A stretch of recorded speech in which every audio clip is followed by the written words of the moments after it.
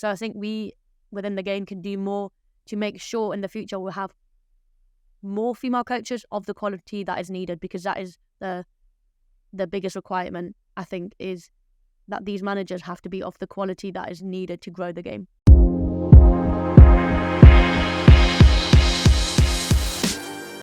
Hey everyone, welcome to our podcast, The Bold Tackle. We are your hosts, Sophie Howard and Oliver Howard, and we are ready to tackle bold topics in sport, highlight the women's football industry, and speak about the unspoken. If you are ready to get an insight into what really goes on behind the scenes, join us on our journey and listen in to The Bold Tackle.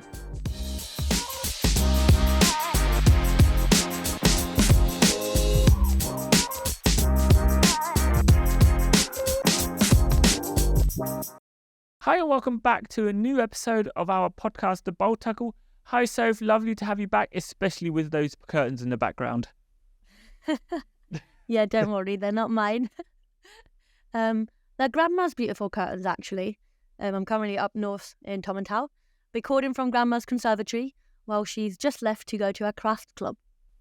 Lovely. And I'm fighting to go back to normal. So we have Karneval here over in Cologne this week, and it's been mental the last couple of days. So I was collecting sweets for my daughter yesterday and had a couple of peers, and I'm just recovering from that.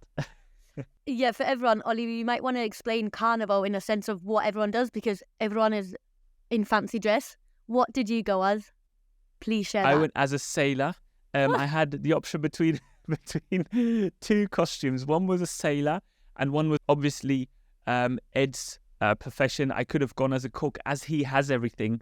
I borrowed some of it, but I went as a cook to our daughter's how do you call it, children carnival, where there's loads of kids running around screaming, getting hyped on sweets. So I said, okay, I have to wear the sailor one yesterday. Maybe we'll post a picture of that as our podcast title this time. I cannot wait for that picture. Is there a video of you collecting sweets? There is, I don't think so. So I'd have to. So I'm awful with this. I never take pictures, and my wife moans at me a lot. Ollie, I've got so many pictures of you with our daughter, and I never have one of myself. So I'm really crap with that. But I'll ask my colleague who is with me if he's got a picture or two that I can then use. And obviously, I had this bag around my neck and was collecting all kinds of sweets, and I did get a fair few of them. But you can't imagine how many grown-up adults are on their knees in front of you, jumping around, collecting all these sweets. Oh. But you can imagine them with 2-3 bags just around them, filling them up with sweets. Oh, you know what? I could actually see Grandma doing that as well, on her knees, 100%. collecting all this. She would have her elbows. She would have her elbows out collecting sweets. Oh, yeah. But do you know what, actually? It's pretty dangerous to be on one of these stands, because you have the stands and they go up, and the people are on like double-decker buses, trucks and so on, and they build them just for this occasion. And there's always like a theme that they have. And this year's theme was very political in a sense. But it's not just like little sweets that they throw out. It's like whole toffee packs and big chocolate bars and whatever.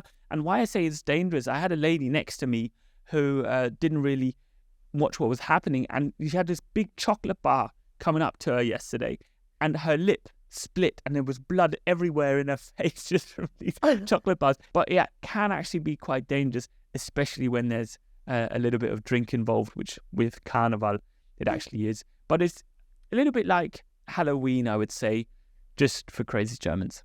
I was just going to say, just a lot crazier, far more out there. But let's post a video of this carnival so people can actually see what it's like. It's absolutely carnage. Yeah, I'll try to get a video somewhere, so we'll get that on Instagram or whatever.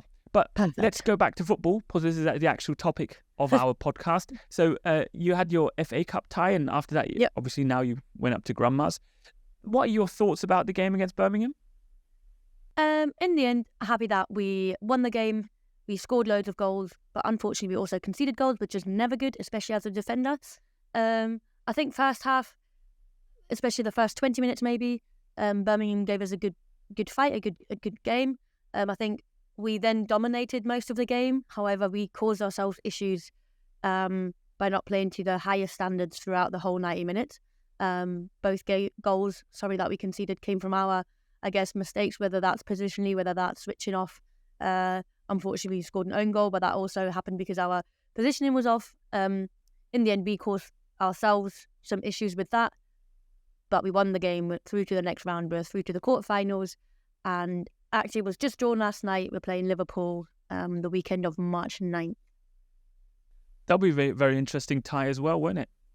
Yeah, it'll be hopefully a very good game. Liverpool is definitely a team this year that we want to go and beat. We lost against them in the league. We beat them in the Conti Cup. So we'll see what happens then. Yeah, it's a very hit or miss match, that, isn't it? Because if we remember last season, that was one of the matches where you started to really have that turnaround, to really believe in yourself. 4-0, I think it was. And then, as you said, seeing this year when you lost against them in the league, you need to be fully there for that match. But there is a possibility of going through to the semis, and that would be pretty good, huh? Yeah, that is definitely a possibility, and that's definitely what we're going for. As you said, the recent clashes have been hit and miss in a sense of either we've performed really well and we won 4-0. We've also performed very poorly and we won 1-0 last season, but also we performed, I guess, average, and we lost against them. So anything can happen, really. We just need to make sure we show up on the day and we perform, and then we've got a good chance of winning that game. Is there a special focus on the cup? And I mean, we all know how you're in the league and you're mid-table, but obviously still fighting to the bottom of the league a little bit to try to get that distance away so nothing else can happen. Can there already be a strong focus on the cup, or do you still need to split energy between league and cup? I think every team is different. For us, however, we're focusing on both league and cup. We're unfortunately out of the Conti Cup because we didn't advance to the quarterfinals. So now we've, I guess, only have got two competitions to focus on, which is the league and the FA Cup. And we're going to do everything to go as far as we can in the FA Cup. That final, as everyone knows, is held at Wembley, which is obviously an aspiration for every player, especially in England. But as you said, the league is still massive for us. We know that anything can happen, and we need to perform every single game to make sure we reach our targets. And we also are tending to get to the third of the season. Are you starting to notice that last push of energy to get to the finish line? Not quite yet, which is a good thing, because we've still got a couple of months to go.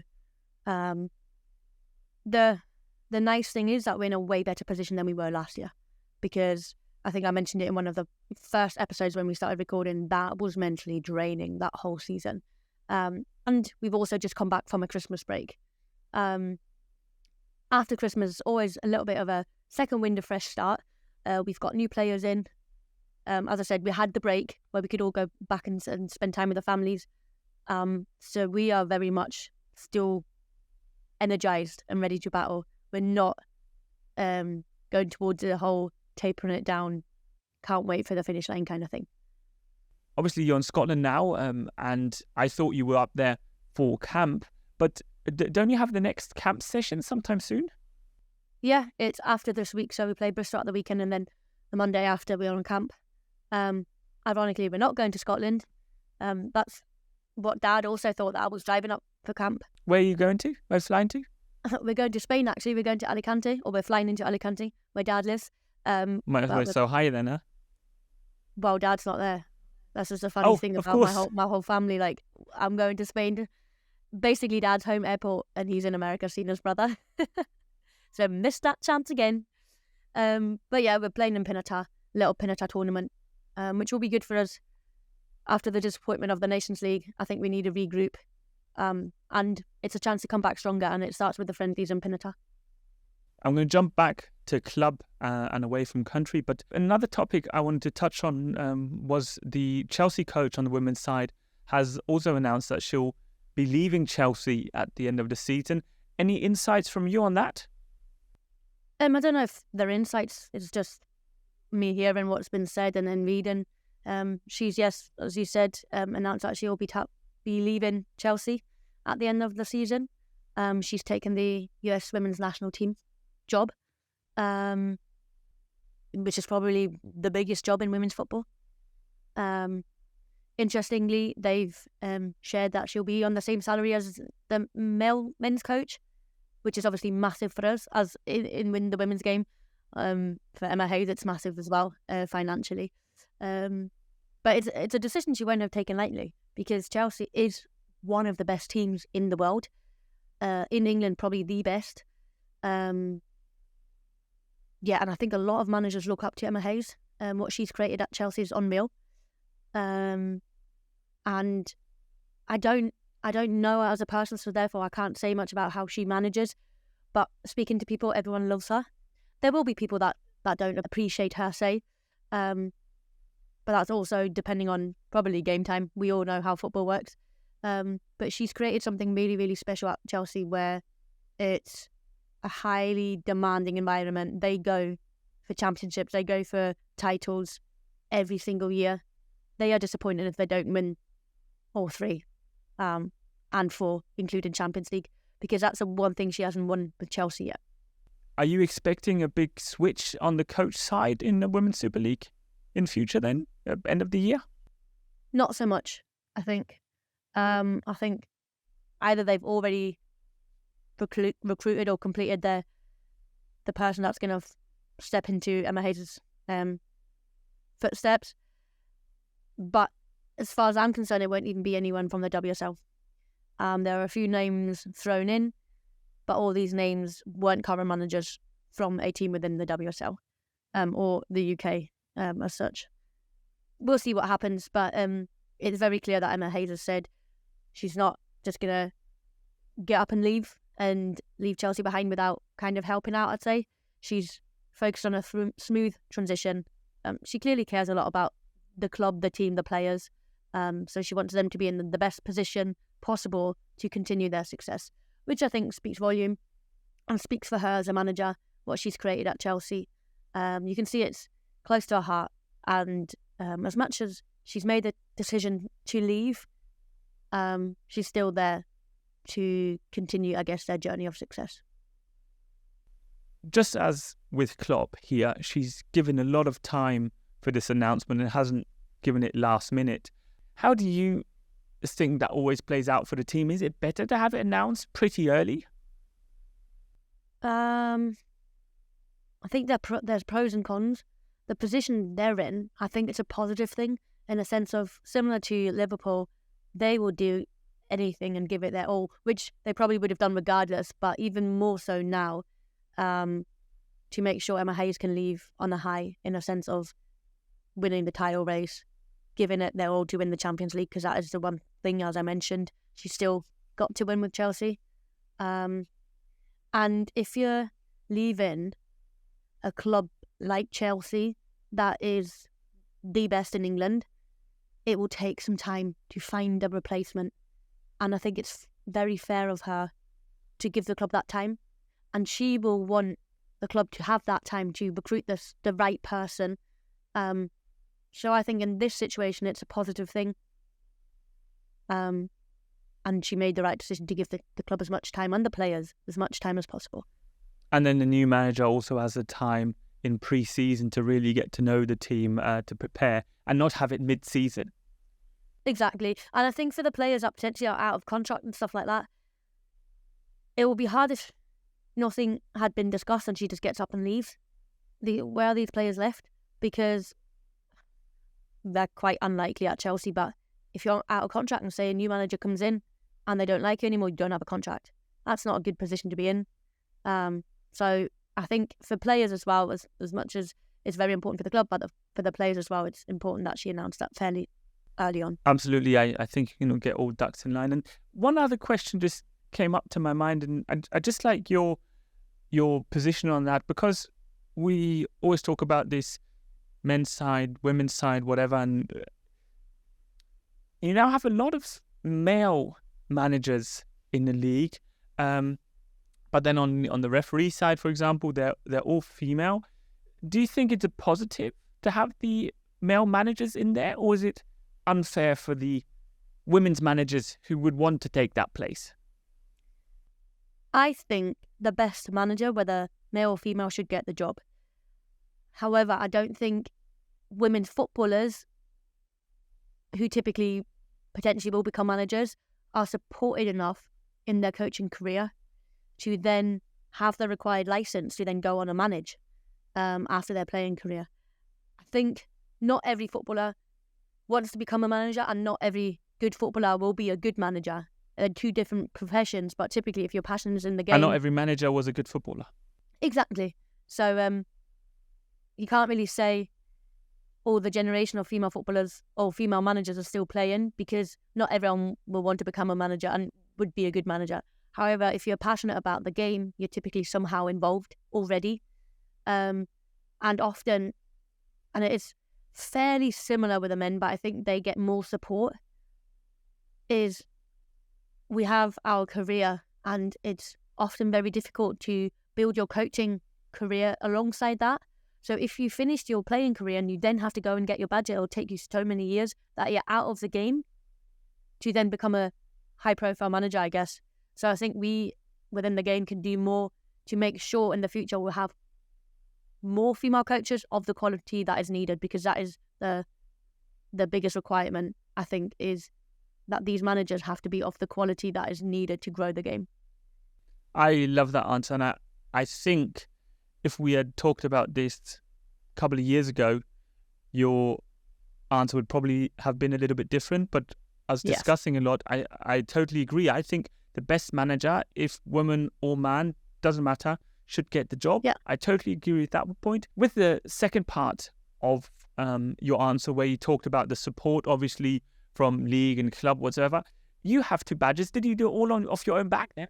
So we've got the PFA, Professional Footballers Association, I think it is, that supports us. So I almost have to take that back. What I probably meant is doing both at the same time is very time consuming, and it can be quite tough, especially if international comes with that as well. So yes, I was supported, and I'm currently working on my B license, got one more session to complete and hand in my project. So hopefully that will all go well, and I'm well underway, if that makes sense. But it's been a tough journey to get my badges. Do you think it is necessary to jump straight into a managerial career just after your playing career? Because I read something about Xavi Alonso just recently, where he was praised by one of his previous presidents from the club, saying that he focused entirely on his football career, but learned, obviously, and listened to the managers, listened to the coaches, and learned in that stage. And then he took time to get his licenses, to go to other coaches, learn from them, and then he went into manager role as a co-manager until he went to his first proper managing role at Leverkusen.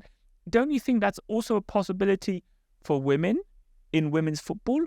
Or do you think it's different because of the salary they earn during their active footballer career? I think you already answered the question.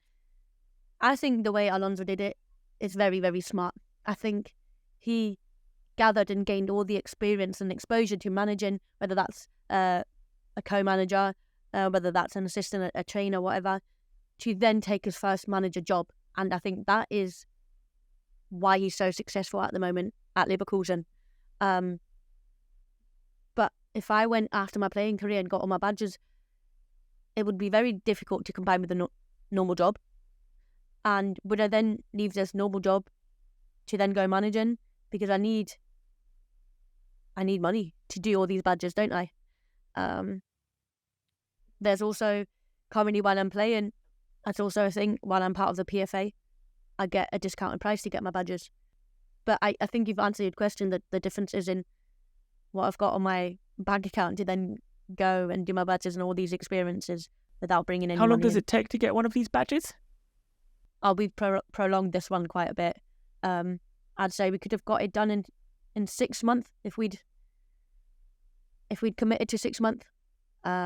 But we were taking our time, the group of us that were doing it, because we all still had a contract beyond last year. We? Well, currently it's just 2 players because it took so long. 3 players left the club within this time, so it's only Sam Tierney and myself at the moment. So a group of 5 and now it's only Sam and I that are completing. Hopefully I'll be licensed.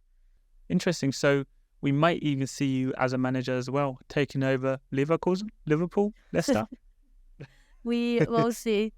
I have no clue what I'm going to do after football, because right now I'm focusing on football and I'm relying on my network. Thank you very much for today, for all your insights, the lovely discussion again. Have a lovely time at Grandma's, and then I'll see you again next week. Yeah, you're very welcome. I mean, I'm driving back today. I was just driving up Sunday, spent Monday, driving back Tuesday. And also, there's a snowstorm predicted, so I should get off soon. But thanks, Ollie, again for today. And I hope everyone enjoyed it. And I'll see you next week. Bye, everyone. See you next week and drive safe. Bye-bye. Will do. Bye-bye.